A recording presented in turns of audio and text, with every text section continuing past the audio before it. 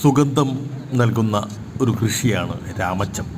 നാം ഇപ്പോൾ ഉള്ളത് ഒരു രാമച്ചപ്പാടത്താണ്. രാമച്ചപ്പാടം ഒരിടത്ത് വിളവെടുപ്പ് നടക്കുമ്പോൾ മറ്റൊരിടത്ത് അടുത്ത രാമച്ച കൃഷിക്കായിട്ടുള്ള നടിയിൽ നടക്കുന്നുണ്ട്. രാമച്ചം കെട്ടി ലോഡ് ചെയ്യാനുള്ള ഒരു ഭാഗം അപ്പുറം നടക്കുന്നുണ്ട്. ഇങ്ങനെ രാമച്ച കൃഷിയെക്കുറിച്ച് പറയുമ്പോൾ പൊന്നാനി, തൃശ്ശൂർ ജില്ലയിലെ ചാവക്കാട് മുതൽ മലപ്പുറം ജില്ലയിലെ പൊന്നാനി വരെയുള്ള തീരദേശ മേഖലയിലെ ഏറ്റവും പ്രധാനപ്പെട്ട കൃഷികളിലൊന്നാണ് രാമച്ചം.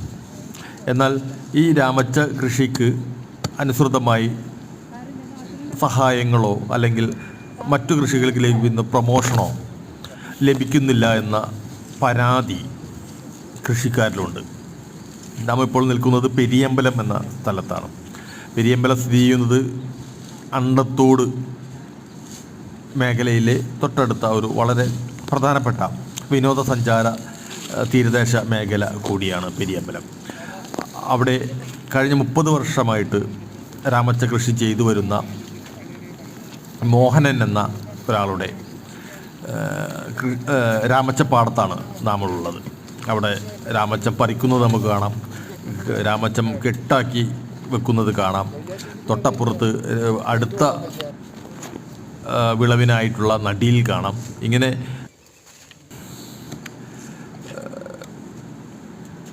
5 ഏക്കറോളം വരുന്ന സ്ഥലത്ത് രാമച്ച കൃഷി നമുക്ക് കാണാം.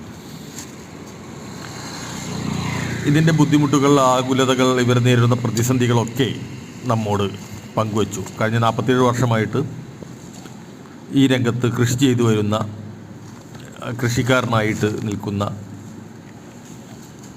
ഒരു മോഹനേട്ടനെ കാണാൻ ഇടയായി. അദ്ദേഹം നമ്മോട് അദ്ദേഹത്തിൻ്റെ ആകുലതകളും ഈ കൃഷിയെക്കുറിച്ചും പങ്കുവെക്കുന്നു. എത്ര കൊല്ലമായി പണിയെടുക്കണേ? ഒരു 10-45 കൊല്ലം ഉണ്ടോ? 45 കൊല്ലം. ഞാൻ അവൻ്റെ അടുത്ത് നടന്നിരുന്നതാണ്. ശരി. അപ്പോൾ ഇപ്പോൾ പൊതുവെ ഇത് കുറഞ്ഞിട്ടില്ല ഈ മേഖലയിൽ?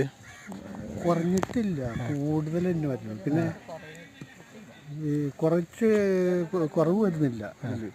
പിന്നെ അതിന് പലരും പല രീതിയൊക്കെ പറയേണ്ടതെന്ന്. കൃഷി ഇറക്കുമ്പോൾ വളങ്ങൾ ചെയ്യാൻ പറ്റില്ല. ഇതിന് മഹാളി വരും. മഹാളി വന്നാൽ നമ്മൾ എന്തിനും മരുന്നടിക്കും. മരുന്നടിച്ച് കഴിഞ്ഞാൽ അവർ പറയും അത് വെള്ളത്തോണ്ട് കീഴ്പ്പെട്ടിക്ക് ഇറങ്ങുമ്പോൾ കുട്ടികൾക്ക് കുടിക്കുന്ന വെള്ളത്തിൽ പ്രശ്നങ്ങളാവും എന്നൊക്കെ പറഞ്ഞിട്ട് അങ്ങനെ പ്രശ്നങ്ങളുണ്ട്. എന്താ നെൽകൃഷിക്ക് ഇത് വളങ്ങൾ മറ്റേ